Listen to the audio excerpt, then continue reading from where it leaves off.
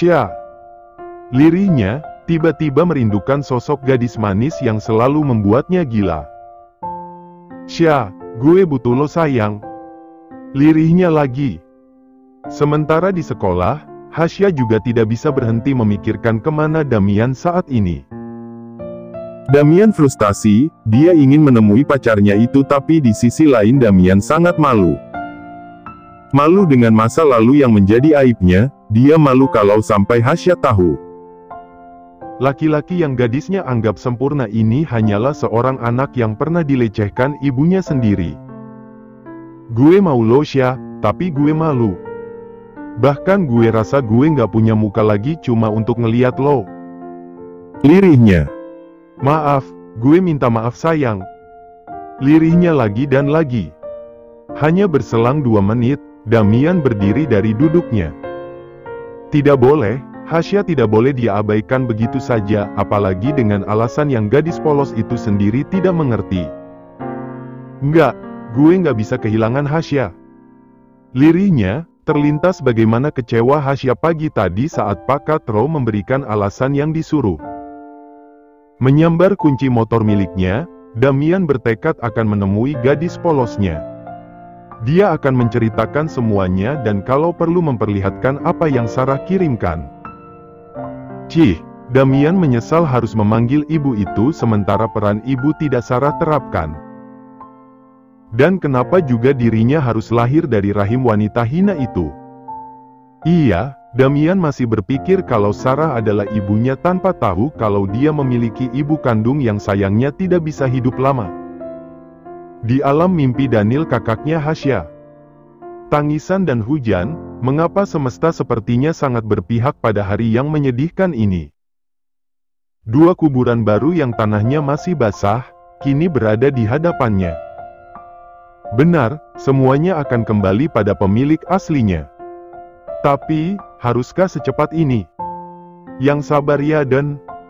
Kalimat itu, tidak memiliki efek apa-apa padanya yang patah hati ditinggal selama-lamanya. 2 gudukan basah itu, terdapat kedua orang tuanya di sana. Kedua orang tuanya yang sudah pergi, meninggalkan dia sendirian di atas kejamnya dunia. Ayo pulang, hujannya nggak mungkin berhenti Dan. Wanita parubaya yang sudah termakan usia, dia kembali membujuk anak laki-laki umur 10 tahun ini untuk bangun dari duduknya. Tinggalin saya sendiri Bi, saya masih mau sama bunda dan papa. Terenyuh, anak yang masih membutuhkan kasih sayang ini harus dipaksa dewasa dengan kehilangan kedua orang tuanya sekaligus. Aden pulang sama Bibi, besok kita datang lagi pas cuacanya lebih bersahabat. Menyentak tangan wanita parubaya ini, Daniel berdiri. Mau pulang kemana? Rumah saya udah hangus terbakar. Nggak ada yang tersisa, papa dan bunda udah meninggal. Adik Daniel juga hilang, semua keluarga menolak mau membesarkan saya. Jadi mau pulang kemana? Teriaknya kesal, menangis dengan takdirnya yang mengenaskan. Bibi mending pergi, nggak ada yang bisa Bibi layani lagi. Di Ida, dia memang tidak bekerja lama pada keluarga R. Tapi dia bisa hidup enak selama 5 tahun belakangan ini karena kedua orang tua Daniel. Aden ikut Bibi bagaimana? Daniel menoleh cepat, ikut pembantu rumahnya sendiri. Kita mungkin gak mungkin hidup enak seperti biasa Aden, tapi Bibi janji kebutuhan Aden akan Bibi usahakan terpenuhi. Daniel mengerjap, di antara air mata dan rintikan hujan yang membasahi pipinya. Dia seperti melihat malaikat yang mau menerima anak sepertinya sementara keluarga besarnya membuangnya seperti sampah. Bibi akan kerepotan. Ida tersenyum, mengusap kepala Daniel yang basah karena hujan dengan lembut. Gak ada yang namanya sulit, Aden jangan nangis lagi. Sekarang ayo berdiri, kita pulang ke rumah Bibi. Awal yang membahagiakan, setelah Daniel pikir hidupnya akan melantung-lantung di jalanan. Justru pembantu rumahnya menawarkan untuk merawatnya, memberinya makan bahkan menyekolahkan hingga jenjang sekolah menengah atas. Untuk kuliah, Daniel mengambil beasiswa luar negeri. Dia berusaha keras, belajar siang malam sekaligus membantu Bi Ida dan satu anaknya Bi Ida yang bernama Karen berjualan di taman kota. Bi Ida tidak menuntutnya lebih, dia hanya berkata untuk Daniel fokus dengan studinya dan melupakan masalah lain apalagi keuangan. Jadi, semua kesuksesan yang Daniel miliki sekarang bukanlah hasil karena kaya sejak dini. Dia melakukan segalanya, dia ingin membalas. Ya, dendam itulah yang membuatnya kuat. Daniel terbangun dari mimpinya, mimpi sialan itu lagi. Sial! Umpatnya. Bangun dari tidurnya, pria ini melangkah ke kamar mandi. Dia harus ke kafenya, melihat-lihat apakah kinerja semua bawahannya benar atau tidak. Di sebuah sekolah. Helaan napas berat, Hasya cemberut. Aku salah apa sih, kamu tiba-tiba ngilang kayak gini? Lirihnya, mau menghubungi Damian lagi tapi takut kalau laki-laki itu terganggu karenanya.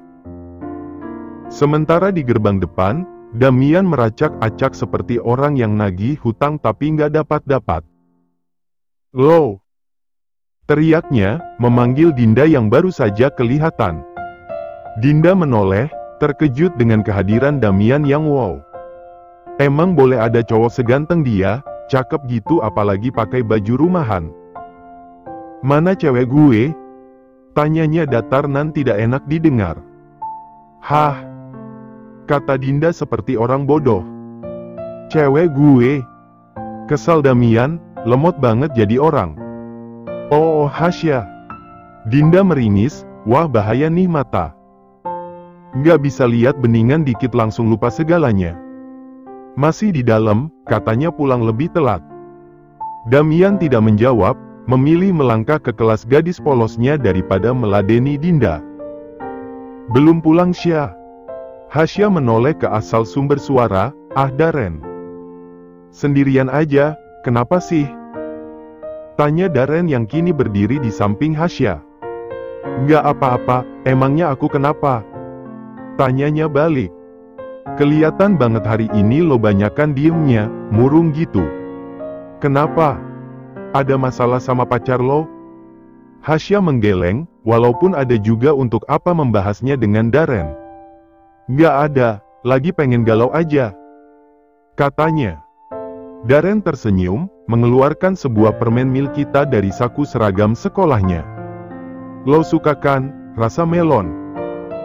Hasya tersenyum lebar, baru saja tangannya ingin mengambil permen mil kita yang Daren sodorkan untuknya sebelum sebuah tangan yang lebih panjang dari miliknya menyambar duluan permen itu. "Nggak perlu, pacar gue bukan gelandangan yang perlu dikasih permen murahan."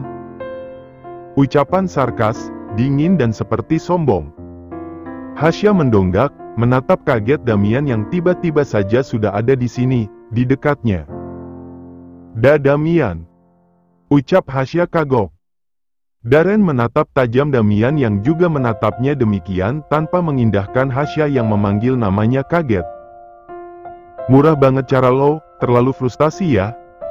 Senyum sinisnya, Daren mengumpat. Ingin sekali dia memukul wajah sombong itu. "Pulang," katanya, kini memegang tangan Hasya. "Damian tapi, minimal kalau mau selingkuh yang lebih ganteng dari gue, udah burik, miskin lagi." Hinanya pada Daren yang sedari tadi diam. "Fuck you man." Sebelum benar-benar pergi, Damian tidak lupa memberikan kata-kata manisnya pada Daren yang sok jadi pahlawan untuk gadis polosnya yang sedang galau. Damian," panggil Hasya.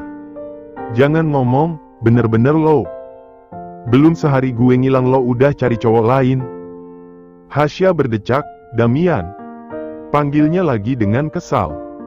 "Apaan sih, diem? Apaan sih kamu? Gak ada hujan gak angin kamu datang-datang langsung marah." Hasya rasanya ingin memakan Damian saja, kesal sampai dirinya ingin menangis. "Lo selingkuh? Kamu yang ngilang, selingkuh apaan juga? Cuma dikasih permen mil kita kok, daripada kamu gak pernah ngasih apa-apa." "Sya, buruan sadar deh. Damian kasih banyak loh. Maksud lo, gue nggak berguna gitu? Damian menatapnya kecewa. Hasya buru-buru menggeleng. Bukan gitu. Kesalnya. Lo emang nggak pernah serius sama gue, Sya? Damian melangkah menjauh. Hasya kesal. Perkataannya belum juga selesai udah main pergi-pergi aja. Damian, panggilnya, berlari dan menghadang langkah laki-laki ini. Maksud aku bukan gitu. Udah jelaskan maksud lo emang main-main sama gue. Damian ngotot. Oke, aku salah, aku minta maaf. Kamu hari ini ngilang tanpa kabar, terus datang-datang nuduh aku selingkuh. Aku salah, maaf. Kamu ngasih aku banyak banget, maaf. Sesal Hasya. Sid, Damian tidak bisa marah. Dia paling tidak bisa melihat Hasya yang seperti ini. Gue banyak masalah sayang, tolong ngerti. Mengalah, Damian memang salah. Membuat gadis polosnya bingung akan sikapnya yang seperti bunglon, mudah berubah-ubah. Maaf. Kata Hasya, dia maju semakin dekat dan memeluk pinggang Damian. Maaf. Katanya lagi karena Damian yang diam. Helaan napas berat bisa Hasya dengar. Damian membalas pelukannya. Maaf juga karena buat lo bingung. Bisiknya.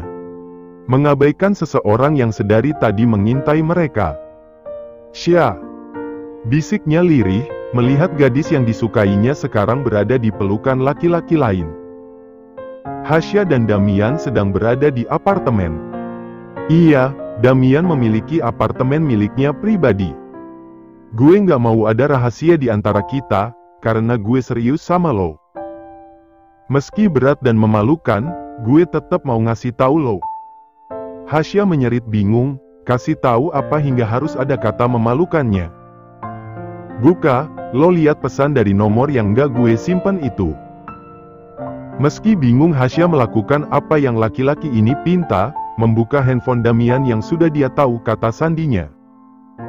Membuka WhatsApp dan melihat pesan yang Damian maksud, detik membukanya. Hasya sok, terdiam beberapa detik dengan mata yang terus tertuju pada foto tidak senonoh seorang wanita yang ingin sekali dipanggil ibu oleh laki-laki di sampingnya Inil. Gue jijik harus panggil dia dengan sebutan seistimewa itu, tapi wanita yang lo lihat pas hari ulang tahun gue itu adalah mantan istri papa. Lo bisa ambil garis besarnya, sejak gue kecil dia bersikap kayak gitu. Gue takut hujan karena dia. Gue nggak berani sama petir gara-gara dia. Luka lama yang lo lihat di lengan gue juga karena ulah dia. Damian mengambil napas sebanyaknya, padahal dia sengaja memilih merebahkan diri agar tidak terlalu merasakan sakit traumanya. Tapi ternyata sama saja. Gue hina, gue nggak suci. Maaf karena lo harus pacaran sama orang cacat kayak gue, maaf Sya. Lirih Damian. Dia benar-benar tidak bisa melupakan masa lalu kelamnya. Gue tahu ini memalukan, gue tahu lo sekarang pasti mikir betapa menjijikkannya gue.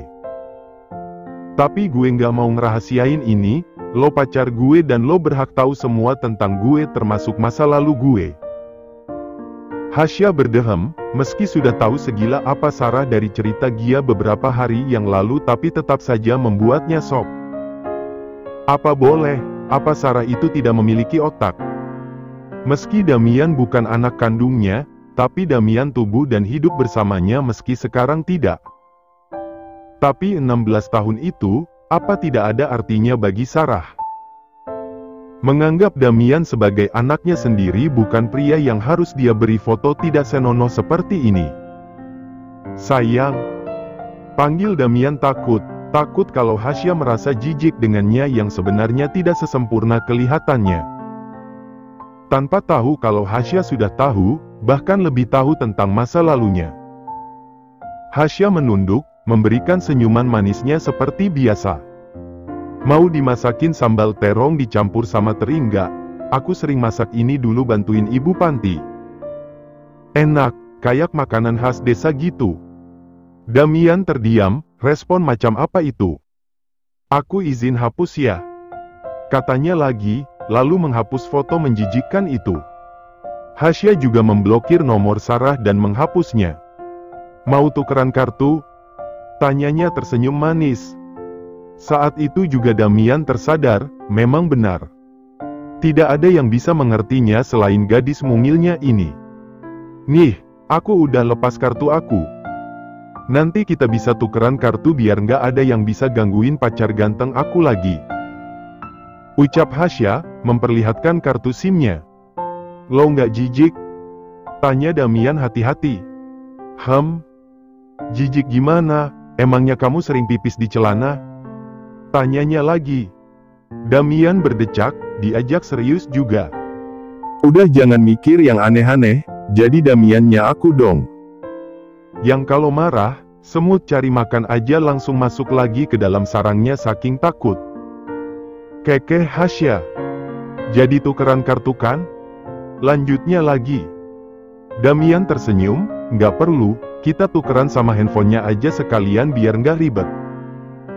Balas Damian, setelah tersandar dari keterpanaannya pada sisi dewasa Hasya. Tapi kalau ada hal penting di grup sekolah kamu gimana? Tinggal kasih tahu, dan jangan pernah berani muncul di grup kelas gue. Ucapnya posesif. Ya iya, aku nggak akan buka WhatsApp kok kalau bukan yang penting-penting banget. Janji Hasya. Damian merasa sedikit lega, beban di pundaknya sedikit terangkat melihat reaksi Hasya yang begitu di luar ekspektasinya. Dia pikir, Sarah akan berubah seiring dengan berjalannya waktu. Tapi ternyata tidak, justru wanita itu semakin gila.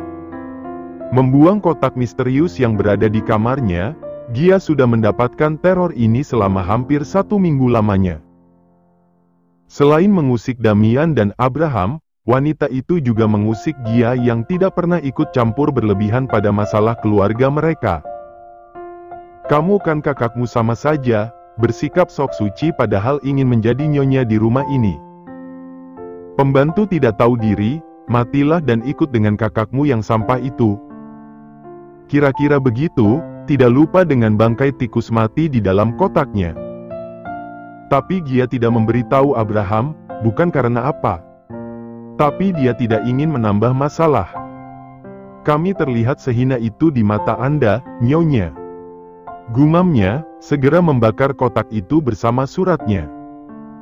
Bohong kalau Gia bilang dia tidak marah dan dendam, kakaknya mati karena sebuah kesengajaan.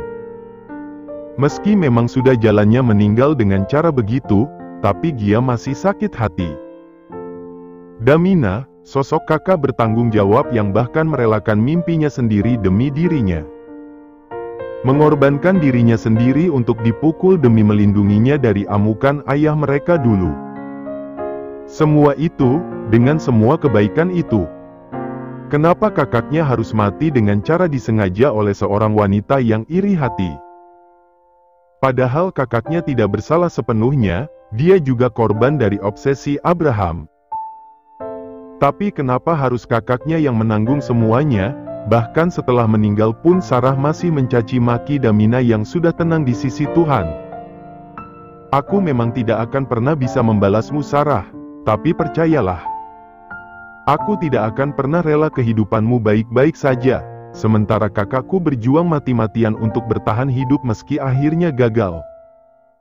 Memejamkan mata, Gia menahan tangisnya sendiri. Tuhan tidak pernah tidur, hukum karma itu nyata. Setiap langkahku, aku mendoakan kamu mendapatkan ganjaran yang setimpal atau bahkan lebih parah. Orang bilang, doa orang tersakiti menembus langit. Dia bersungguh-sungguh dengan doanya. Dia tidak meminta dijadikan nyonya besar di rumah ini karena baginya tidak perlu menjadi pembantu dan melihat perkembangan pertumbuhan keponakannya saja sudah sangat membahagiakan. Dia juga tidak perlu, hanya satu keinginannya sebelum mati. Melihat Sarah tersiksa, menerima semua karma kejahatan yang dilakukannya.